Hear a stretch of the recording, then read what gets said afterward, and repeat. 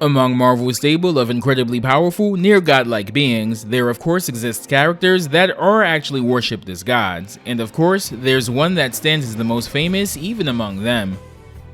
Thor Odin's son of Odin the Allfather and King of Asgard, is an Asgardian, a powerful race of beings that would come to be worshipped by Nordic Vikings, cementing Thor in particular as part of the Norse pantheon as the god of thunder. Thor was a powerful, proud warrior, but a bit too irresponsible and rash for his own good. This would lead to Odin banishing Thor to the realm of Midgard, better known as planet Earth, and leaving him in the form of the human Donald Blake, with no memory of his former life in an effort to teach him humility. This effort would succeed, with Blake regaining his memory as Thor, and being able to transform into him with a tap of his cane. Originally, Donald Blake was a completely separate human being who was merely able to tap into the power of Thor with that cane. Down the line though, it'd be revealed that Donald Blake was a construct of Odin, meant to be a human host body for Thor during his banishment to Earth. It's one of those continuity changes that's so entrenched in the universe these days that a lot of people don't even realize or remember that it's functionally a retcon. Though Thor on his own is incredibly powerful, he channels his power through his iconic hammer, Mjolnir. After its forging, Odin would place an enchantment on the hammer, allowing only those that the hammer deems worthy to lift it and use its power. Some characters that have been deemed worthy include Captain America, Beta Ray Bill, Jane Foster, and even characters from other companies, most notably Superman and Wonder Woman. If you're deemed unworthy, however, the weapon becomes impossible to pick up or even move, something that would happen to Thor himself down the line, though he would get around this by using a hammer from an alternate universe where only the most unworthy could wield it. Thor was raised alongside Loki after the latter's father, a forest giant, was killed and adopted by Odin. Loki grew up with a ton of jealousy towards Thor, and though the two would have various misadventures in their youth, they would always be laced with danger knowingly set in place by Loki in an attempt to kill Thor. Being that Thor has been alive for hundreds of years, he's fought against and alongside some of Marvel's oldest threats and legacy characters, facing off against characters like Apocalypse long before he became a threat to the X-Men, and alongside some of the earliest in-universe incarnations of legacy heroes like Ghost Rider and Black Panther. Loki's scheming and machinations would unwittingly lead to not only his downfall, but the formation of one of the Marvel Universe's most renowned teams, the Avengers. His plan to kill Thor resulting in Iron Man, Ant-Man, Wasp, the Hulk, and Thor joining forces.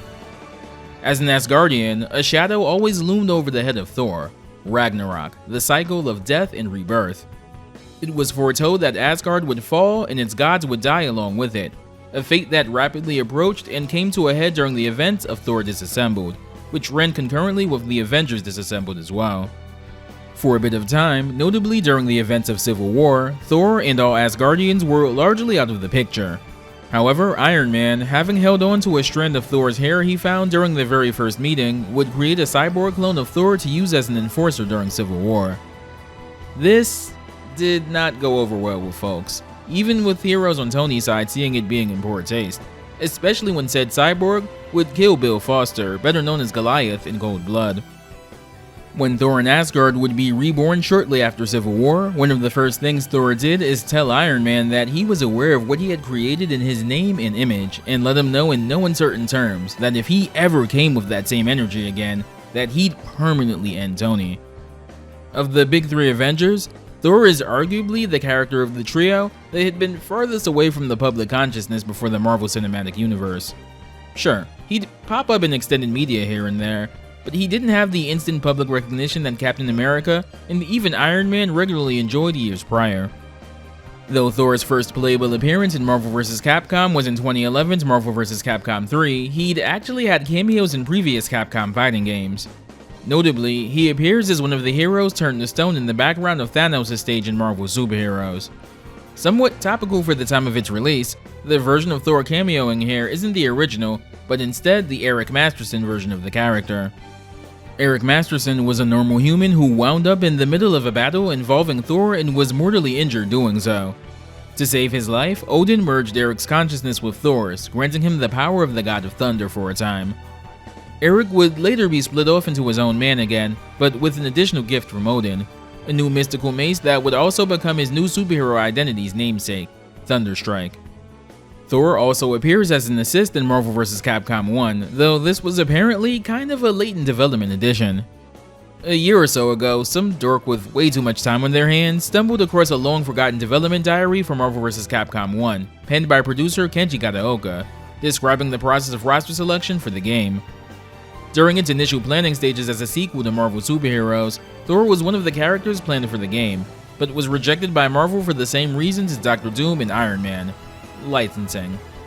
Thor's situation compared to those two is a little more unique though. According to Kataoka, whatever pre-existing licensing deal it was that kept Capcom from using Thor only applied to the United States. They actually received the go-ahead to use him in Japan. The development team, likely wanting to avoid another Norimaru-esque situation, instead opted to not use him at all. However, late in development, said US license for Thor had actually expired and Marvel granted clearance for Thor worldwide. This was pretty late in development, however, with not enough time and space to implement him as a playable character, leading to the decision to implement him as an assist character instead. All that said, before we get to Marvel vs. Capcom 3, since we analyzed all of the Capcom assists in Marvel 1 way back in Zagi's video, let's actually take a look at all of the Marvel assists in the game in the same detail. First off is Thor himself. He flies down, performs a multi-hit thunder strike with Mjolnir, and flies off screen just as quickly as he came. Here's his player 2 color. To guarantee his selection, hold medium punch and light kick during assist selection. Next up is Cyclops, who quickly does the light punch variation of Optic Blast from previous Marvel fighters. Here's his player 2 color. To guarantee his selection, hold light punch, medium punch, and light kick during assist selection. Next is Magneto. He flies in and uses his electromagnetic disruptor projectile attack. Here is his player 2 color. To guarantee his selection, hold heavy punch and light kick during assist selection. Storm is up next, jumping in and performing her double typhoon attack, which moves a bit forward. Here's her player 2 color. To guarantee her selection, hold light punch, heavy punch, and light kick during assist selection. Next is the only other Marvel assist besides Thor not returning from a previous Versus game, Jubilee. She jumps on screen and sends out multiple multicolored fireworks projectiles before leaping away. Here's her player 2 color. To guarantee her selection, hold medium punch, heavy punch, and a light kick during assist selection. Like Thor, Jubilee is an assist because she was actually intended to be a playable character at one point. In the same development diary that confirmed that Thor was initially considered for the roster, producer Kenji Kataoka also confirmed that the team was heavily considering a Marvel woman for the roster, with he himself pushing for Jubilee. However, because they were already brushing up on the limits of the game's file size capacity, it became clear that they'd only be able to add one brand new Marvel character overall to the game, and the decision was made to go with Venom in the end, though Jubilee was made an assist character as a consolation. Speaking of, the other X-Woman considered for the roster before being made an assist instead was Psylocke, who comes on screen using her side thrust hyper combo from previous games. This is one of the better assists in the game, though there's a similar, even better assist as well. Here's her player 2 color. To guarantee her selection, hold medium kick during assist selection. Rogue is the next assist, flying in at a 45-degree angle and then flying upwards at the same angle while doing her rising repeating punches attack from X-Men vs. Street Fighter. Here's her player 2 color. To guarantee her selection, hold all 3 punch buttons and light kick during assist selection. Next is Juggernaut, who comes on screen using his head crush hyper combo from previous games, hitting multiple times. Here's his player 2 color. To guarantee his selection, hold a light punch and medium kick during assist selection. After him is Iceman, who comes on screen and does a multi-hitting version of his Ice Avalanche attack from Children of the Atom. Interestingly enough, this version is unique to Marvel 1 alone, as it reverts back to its Children of the Atom incarnation in Marvel 2. Would have made for a decent hyper combo version of it in that game, I feel like. Here's his player 2 color. To guarantee his selection, hold both medium punch and medium kick during assist selection. Next is arguably the best assist in the game overall, Colossus, who comes on screen using his power tackle special move from Children of the Atom, hitting multiple times. Here's his player 2 assist. To guarantee his selection, hold light punch, medium punch, and light kick during assist selection. Next is US Agent, returning from Marvel Superheroes vs. Street Fighter, coming in and performing a multi-hit charging star attack. Here's his player 2 color. To guarantee his selection, hold heavy punch and medium kick during assist selection. Last but not least is Sentinel, who quickly flies across the screen. Here's its player 2 color. To guarantee its selection, hold medium punch, heavy punch, and medium kick during assist selection. That's all for assists in Marvel 1, so let's get into Thor's appearance in Marvel vs. Capcom 3.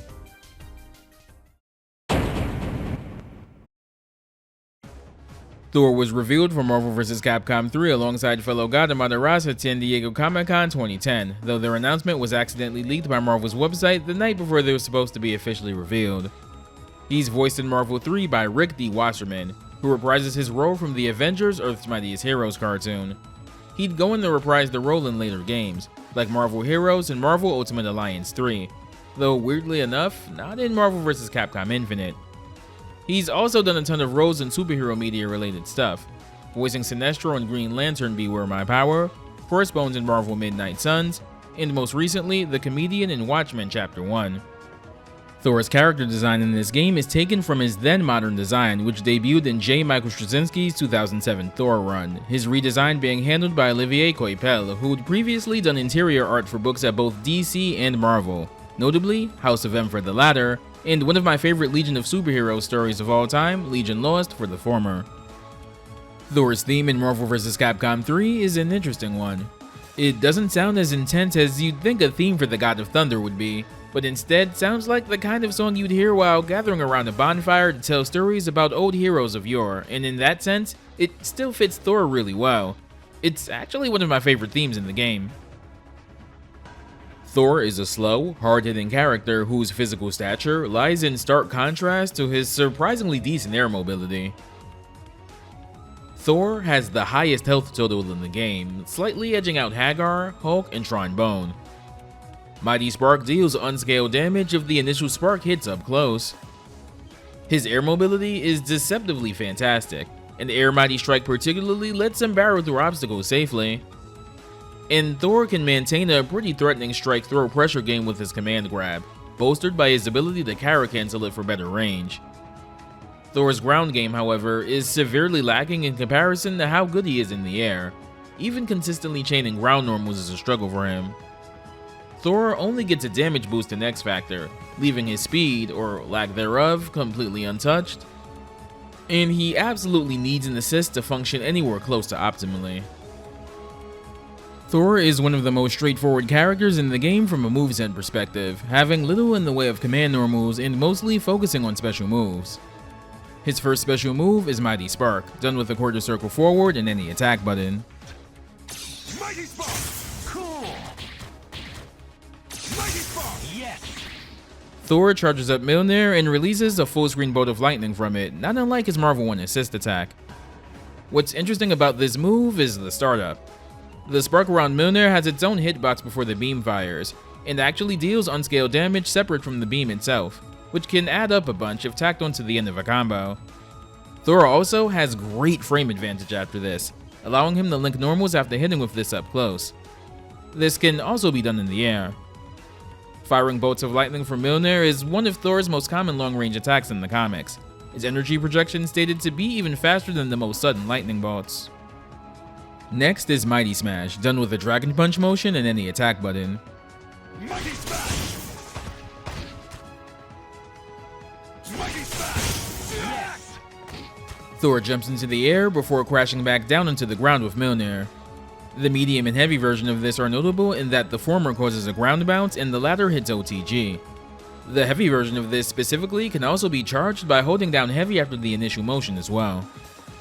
Mighty Strike is done with a reverse Dragon Punch motion and attack.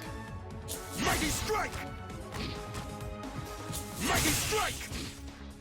Thor flies upwards with Mjolnir outstretched, the direction Thor flies in being dependent on the string of the attack button pressed. Light goes forward, medium goes diagonally upwards, and heavy goes straight up.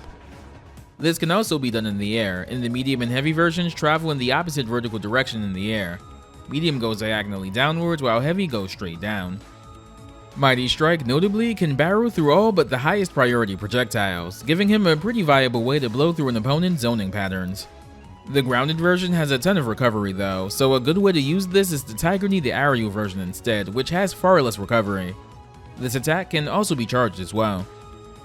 Mighty Hurricane is Thor's command grab, done with a half circle back and any attack. Mighty Hurricane!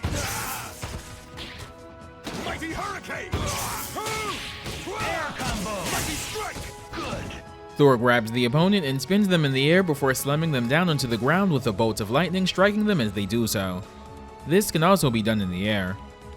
The higher the button strength, the faster the grab startup, though it also trades range for this.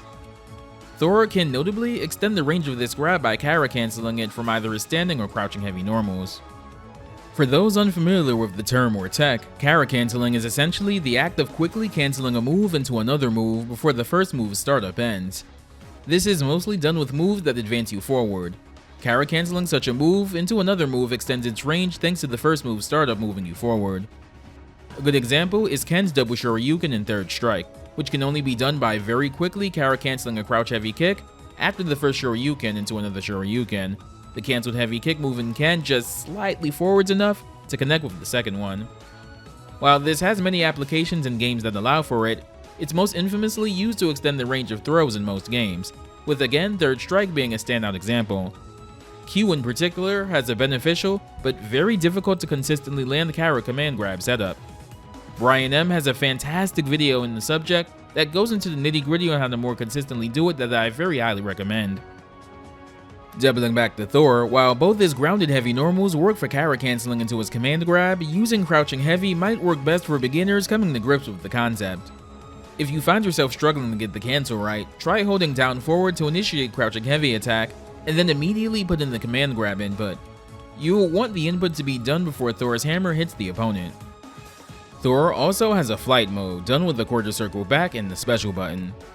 For his size profile, Thor has surprisingly decent mobility overall, having an 8-way air dash, an advancing armored special move in Mighty Strike, and this flight mode. Even his backdash is surprisingly decent for what it is. Thor also has a wholly unique special move, Mighty Speech. Similarly to Felicia's meter gain move, Thor delivers a rousing warrior speech, charging his meter for as long as you have the heavy button held down after the input. Behold, I am Thor, god of thunder, son of Odin, and defender of Asgard! If thou art foolish enough to challenge Thor, you will find Mjolnir powerful enough to break your skull! Interestingly, Thor actually has different dialogue in the vanilla release of Marvel 3. Heed my words, evildoers! If thou dost wish to challenge the Odin's son, thou wilt face the divine power of mighty Mjolnir! Level 2! Never shall the god of thunder relent! Which one do you prefer? I like the dialogue in Ultimate's version, but the delivery of the vanilla variation is so much more intense. Thor's first hyper combo is Mighty Tornado, done with a quarter circle forward and 2 attacks.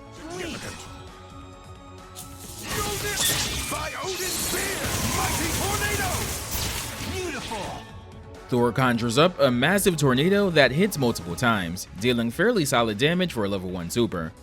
This can also be done in the air and is more or less Thor's most reliable super to combo into. Next is Mighty Thunder, done with a Dragon Punch motion and 2 attack buttons. Yes! Maximum! Air combo! I shall never tie mighty thunder! Good! Maximum! This is very similar to, but not quite as good as Magneto's Magnetic Shockwave hyper combo. It's a little slower, doesn't cover as much of the screen, and shares Magnetic Shockwave's drawback of being pretty useless in the corner. It does, however, OTG like it as well, making it useful in specific situations.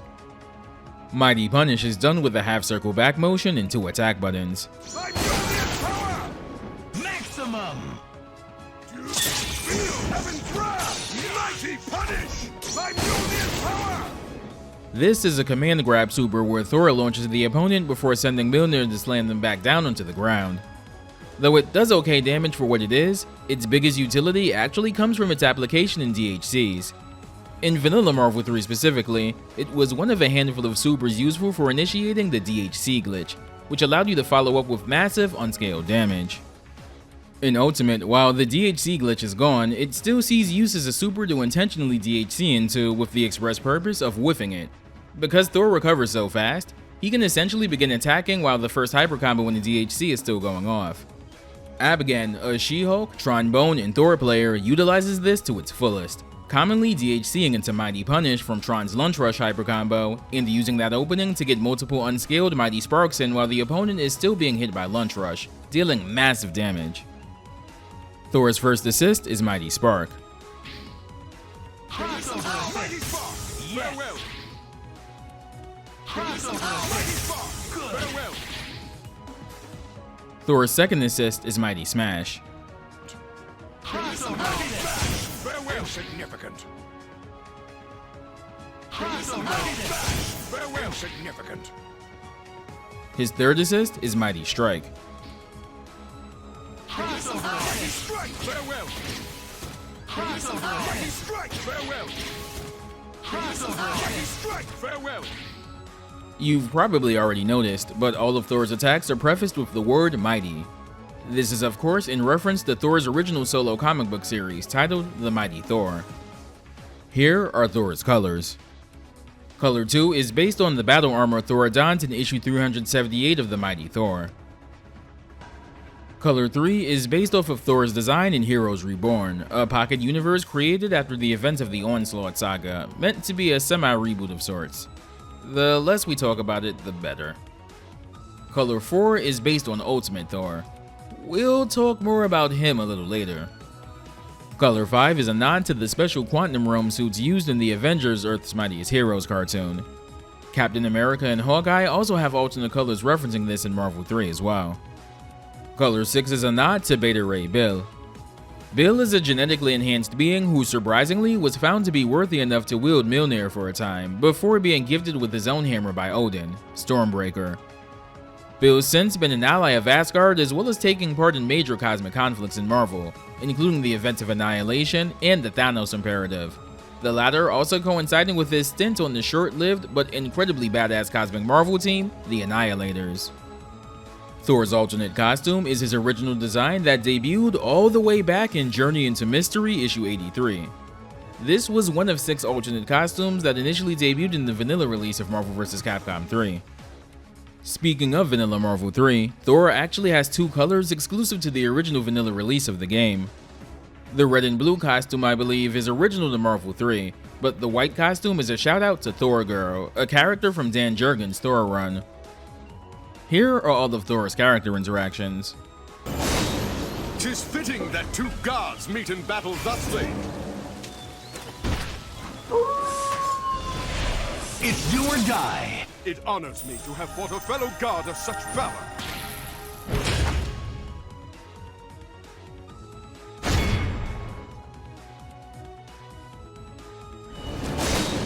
Because of my respect for thee, I shall end this quick. Never thought it would come to this. Get ready to brawl. Thou dost still have my respect, good captain.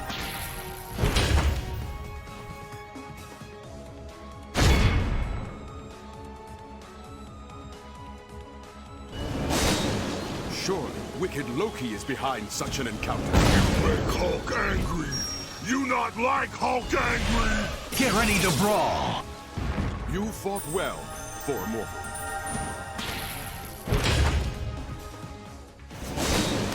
Midgard shall now be rid of your stench, foul creature! Live and let die. Return to the vile dimension that spawned you, evil one! We once allied our forces as allies, demon spawn. Today, we meet in battle! I'm your destruction. Go for broke. Your hellfire fizzles with but a taste of the might of Mjolnir! I sympathize with Dante. I too know what it's like to have a wicked brother. Scum. Ready? May Hela have mercy on your soul.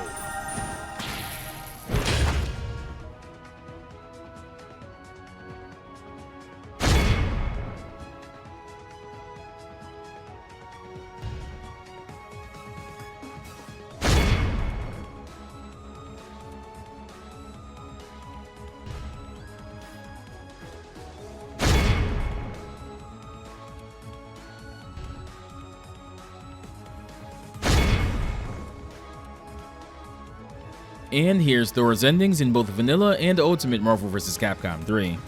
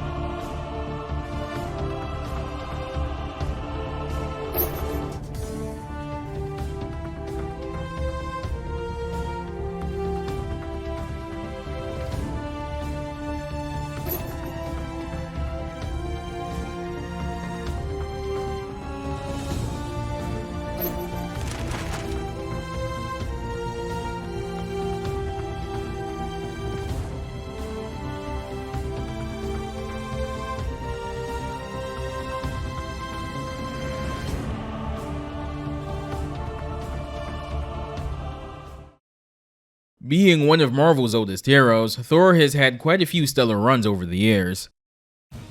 The original Stan Lee and Jack Kirby run is a good place to start and largely still holds up today, though it does start off a little slow at first. Once Jack Kirby starts handling more of the writing duties, it picks up the pace, and you can clearly see the thematic seeds Kirby starts planting for his later Pantheon-based works like Fourth World. Dan Jurgens' run on the character is also pretty good, and I'd argue a bit underrated compared to the typically credited top-shelf Thor runs. It dovetails into a final 6-issue arc by Michael A. von Oeming that largely wraps up everything up to that point in spectacular fashion. After that is a personal favorite of mine, J. Michael Straczynski's 2007 run, which sees a reborn Thor after Ragnarok attempting to rebuild Asgard anew. It's a very good run that was unfortunately cut a bit short due to some executive meddling regarding the Norman Osborn-led status quo at the time, but it's still an incredible read. If you'd like a good look at some of Thor's supporting cast, Kieran Gillen's journey into mystery from the early 2010s is also really good, starring a de-aged Loki and featuring many of Thor and Asgard's supporting characters. And while this isn't a Thor recommendation, Al Ewing's Loki Agent of Asgard book also continues the exploits of Loki as seen in the aforementioned run, and it's really good stuff overall.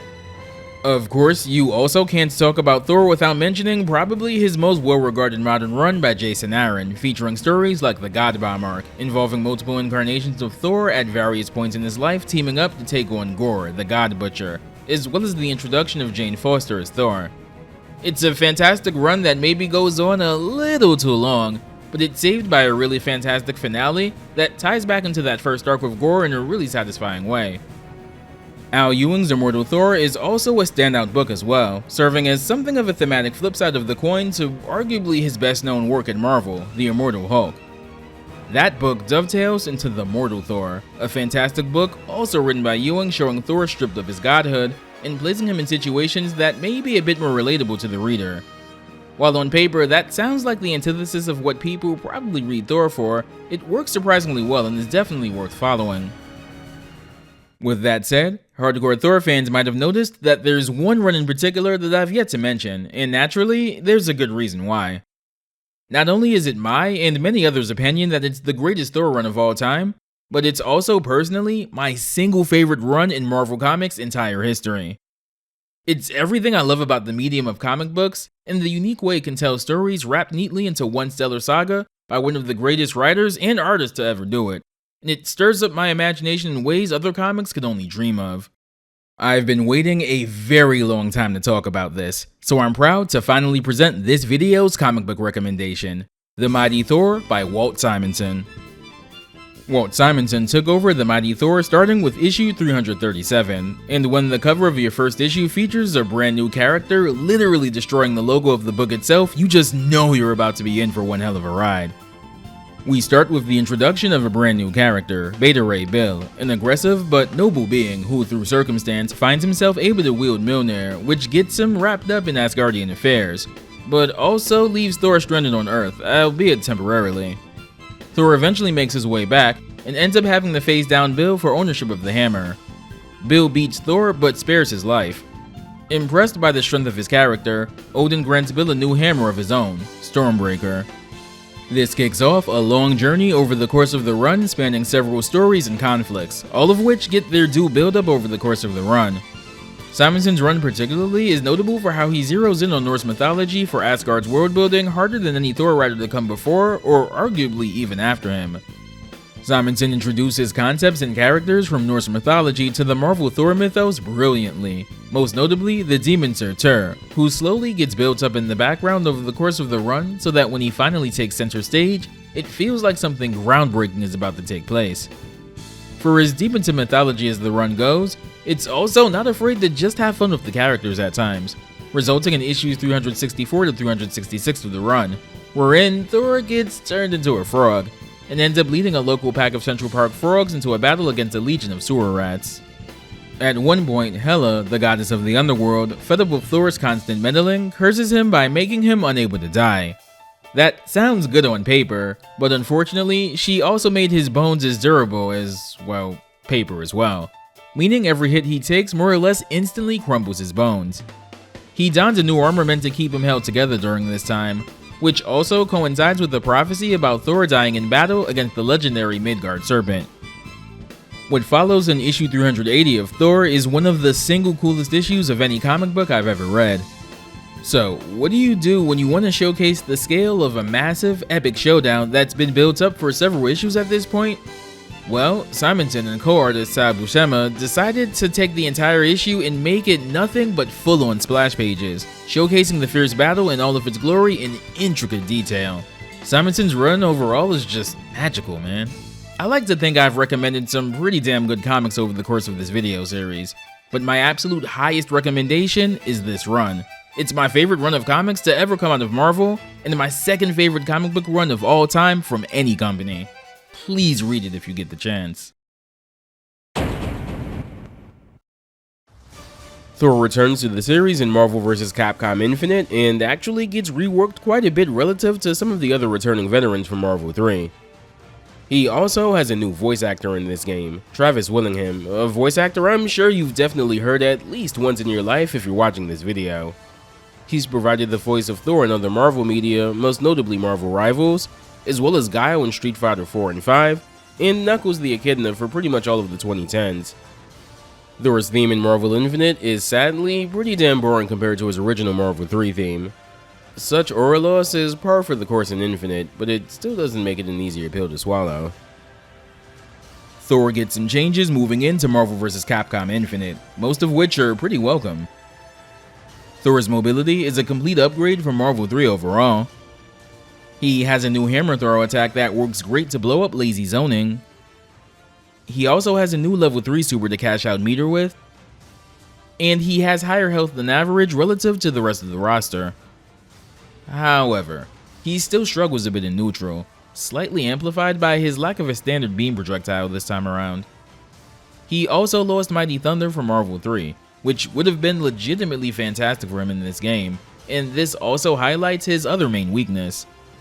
Unlike a lot of the cast, Thor lacks a long-range lockdown super, an important set play and tagging tool most other characters in Infinite have access to. Like many other returning vets from Marvel 3, a lot of his normals from that game are now re-implemented as command normals for him in Infinite. First is Hammer Straight, done with forward and light punch.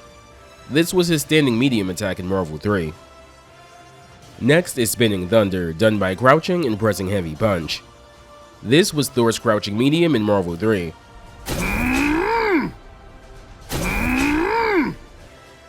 Spinning Thunder also has additional utility in Infinite this time around. It also reflects projectiles during its active frames.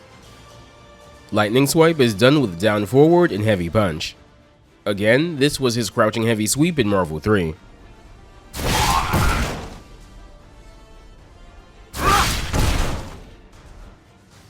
Divine Drop is done with down and heavy punch in the air. This was his jumping heavy in Marvel 3.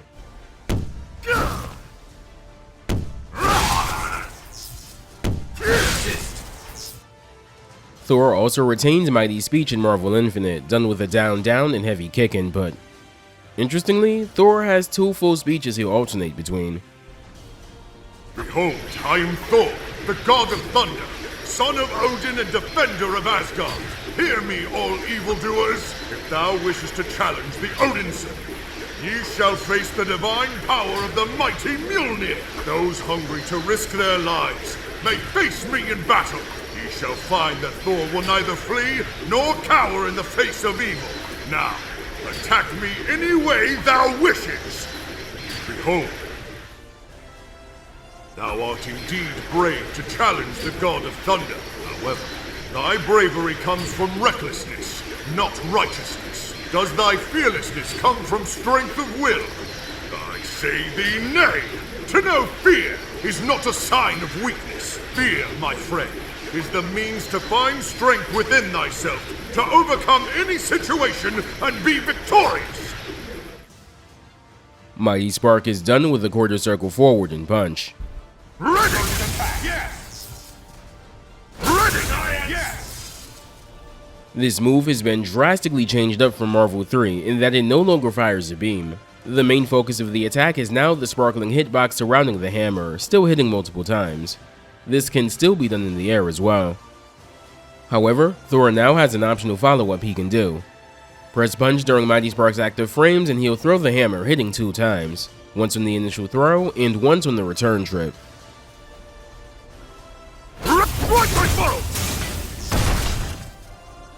Both versions can wall bounce, with the heavy version bouncing them far enough that you can combo after without having to dash up to confirm. Do keep in mind that the strength of this attack is dependent on which version of Mighty Spark you use. If you use the light version, even if you press heavy punch for Mjolnir, you'll still get the light punch version of it instead, and vice versa. Mighty Blow is a new attack Thor has this time around, done by doing a quarter circle forward and kick.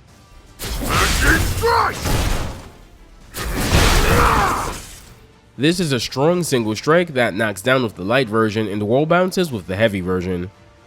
Mighty Strike returns from Marvel 3, but is notably an aerial move only now, being done with a quarter circle forward and kick in the air. My might! My might! The light version goes straight, while the heavy version goes diagonally downwards. This version of the move still retains its armor from Marvel 3. Mighty Smash is done with a down, down, and punch motion.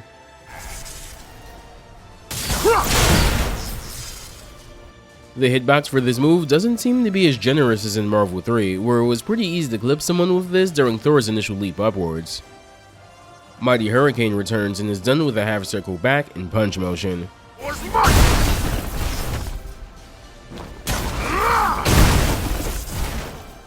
It can still be carry cancelled and can still be comboed out of as well. Thor also retains his flight from Marvel 3, and it's actually slightly faster in Infinite, making his aerial maneuverability even stronger.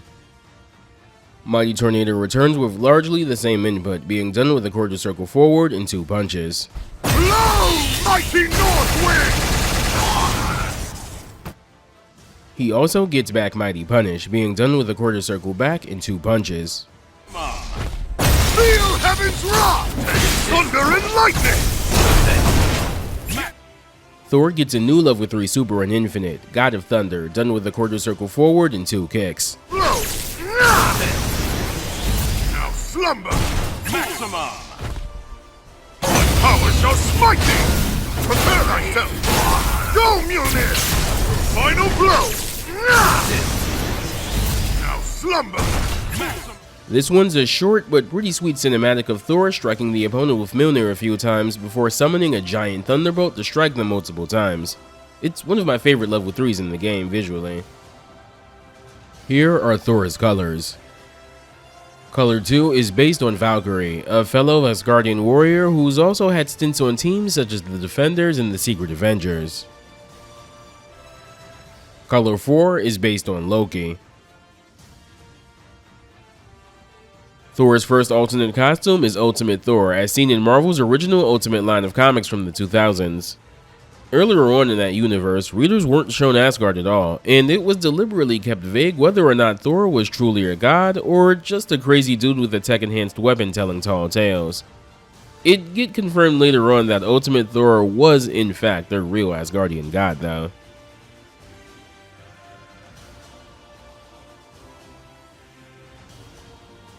Thor also has a second alternate costume, this one being based on his gladiator look from Thor Ragnarok in the Marvel Cinematic Universe.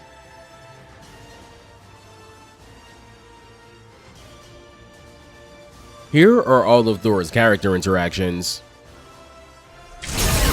Show me your chivalry, Sir Arthur. If I were to go easy, I would be breaking my oath as a knight. Avenger, have you forgotten my face?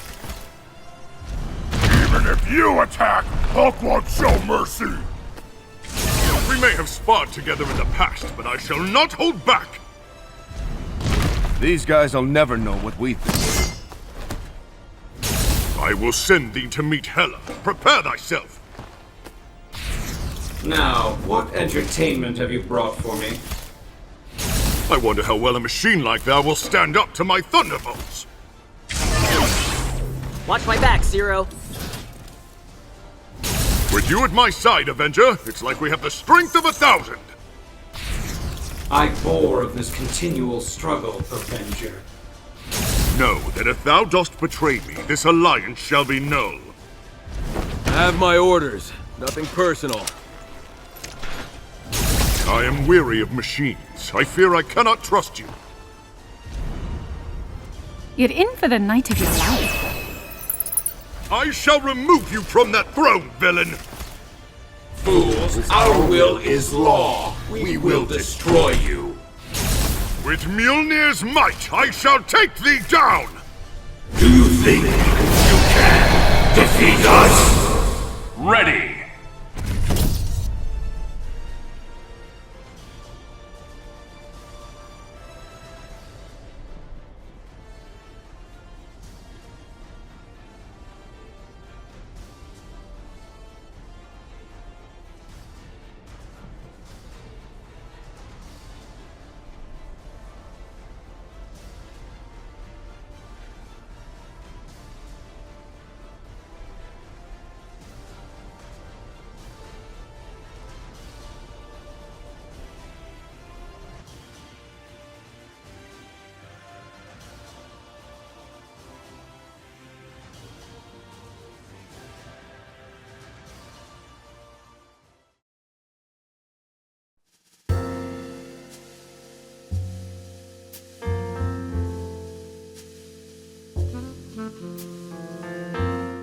Like Arthur on the Capcom side, Thor is one of those characters that just makes you wonder why the hell it took so long for him to even get into the series. We know now that it wasn't for a lack of trying, but for a long time, it just seemed like negligence or just straight up disinterest. Thor is a pretty prominent character in most Marvel media today, and even in cases where he might sit out the base roster of a game, there's still a chance that someone from his corner of the Marvel universe will still get in, be it Beta Ray Bill in Cosmic Invasion, or even Loki in Tokon. As a comic fan, I'm more than elated to see his cultural cash increase over the last 2-ish decades or so, and I look forward to seeing him in more things as time goes on. That's going to do it for this video. As always, thanks for watching, and a special thanks to the patrons that support the channel. Take care, stay safe, and I'll see you next time.